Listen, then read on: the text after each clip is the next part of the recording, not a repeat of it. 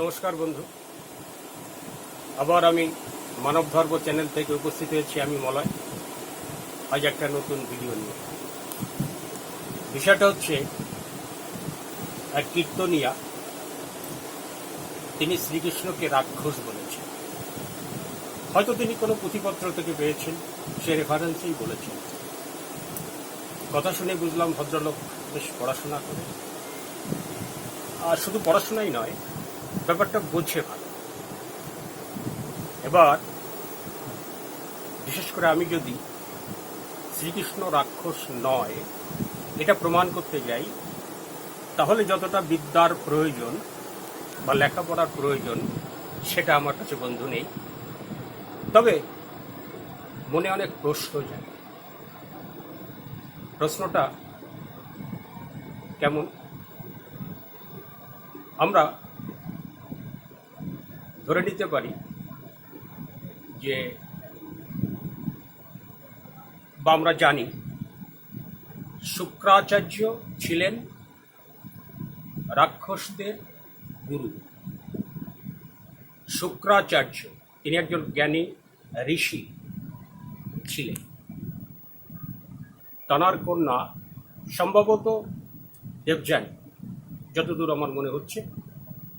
দেবযানীর গর্ভে যদুবংশের সৃষ্টি হয়। এবার ওই যদুবংশেরই জন্ম নিয়েছিল শ্রীকৃষ্ণ। তাহলে কি শ্রীকৃষ্ণ রাক্ষস? হতেই পারে। তার কারণ আমরা সাধারণ মানুষ, আমাদের অত বুদ্ধির বা লেখাপড়ার দৌড় নেই।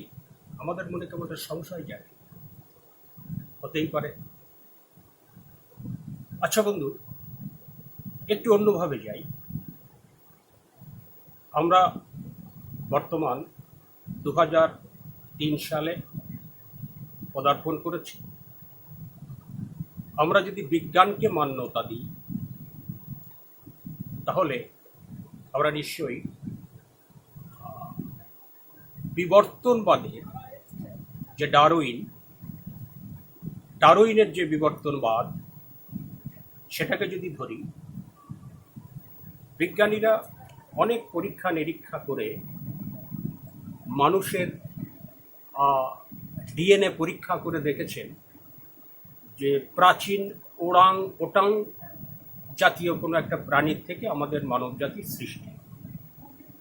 তাহলে আমি বা আপনি বা আমরা যারা আছি, এরা কি ওরাংওটাং? মনে সংশয় জাগে। আমাদের মধ্যে কি কোনো জৈবিক পরিবর্তন হয়নি? দৈহিক পরিবর্তন হয়নি? মানসিক পরিবর্তন হয়নি? নিশ্চয়ই হয়েছে। কারণ ক্রমবিবর্তনের একটা সূত্রই আমরা জানি, শ্রমের বিনিময়ে অঙ্গ প্রত্যঙ্গের সাথে সাথে মানসিক পরিবর্তনের বিকাশ ঘটে। শ্রীকৃষ্ণের ক্ষেত্রেও কি সেটা ঘটেনি? ভাবতে পারি না।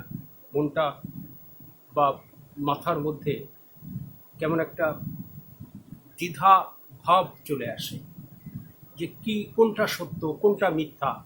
বিভিন্ন পণ্ডিতগণ তারা বিভিন্নভাবে পুঁথিপত্র এবং ধর্মশাস্ত্র থেকে যে ব্যাখ্যাগুলো দিয়েছেন,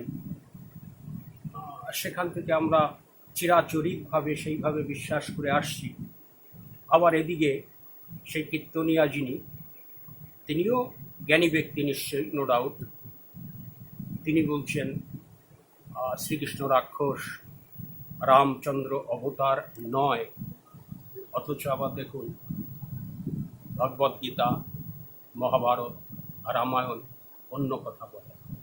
আমরা কোনটা বিশ্বাস করি? কোনটাকে আমরা ধরে আমরা চলব? ভাবতে পারি না। আচ্ছা, আর একটা কথা মনে প্রশ্ন জাগে। তিনি বলতে আমি জাস্ট